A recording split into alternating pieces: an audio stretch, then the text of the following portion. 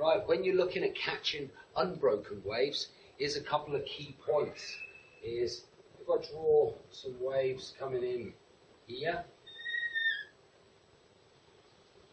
like so. If I draw the shoreline in here.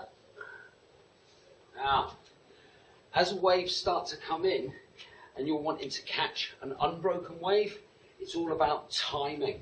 So you don't want to be paddling for the wave before it starts to stand up, or what we call paddling in too early and missing your waves.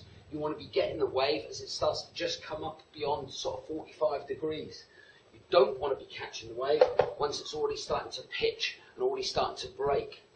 What you've got to remember is as the swell starts to come into the transition of the beach and starts to trip up, is because it's energy moving through the water is effectively going up and over, up and over. So when you're paddling into your wave, what you've got to remember is you've got water going this way. So one key point is making sure you're far enough forward on your board. Sometimes people are just an inch or 2 inches back on their board, which means you're starting to actually put a bit of the brake on. So when you're starting to paddle for your wave, you've got water coming against you. So as you're trying to paddle down the face of it, you've got water going this way. If you're ever so slightly in the tail of your board, you'll be putting the brake on, and it's causing you to get caught up in the wave and go higher up in the wave, and before you know it, you end up getting pitched with the wave. And it's because when you're paddling into a wave, you want to really commit to it and make sure you're as far forward as you can be without nose diving. You've got to remember, boards do have a rocker line to it. The noses actually come up out of the water. So you want to be as far forward as you can without nose diving. The problem people have is, or quite often, is if they paddle in and they maybe paddle for a wave that's already too steep and they get pitched, they quite often blame it on being too far forward on the board. But in actual fact, they might have just paddled for it a little bit too late and they wanted to be getting the wave earlier, but not too early.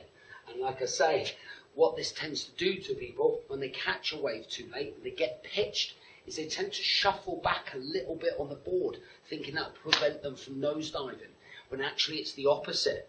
The further back on the board you get or go, the more of the brake you're starting to put on. So as you're trying to paddle down and the water's going up the face, you end up getting sucked up the face and over with the wave and getting pitched.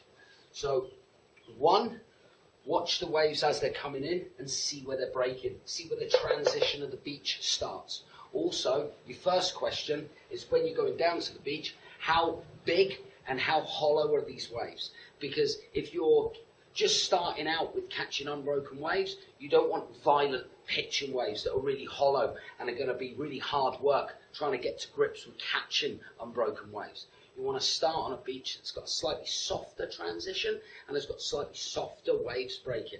So it's you won't get quite so freaked out when you're just starting with catching unbroken waves.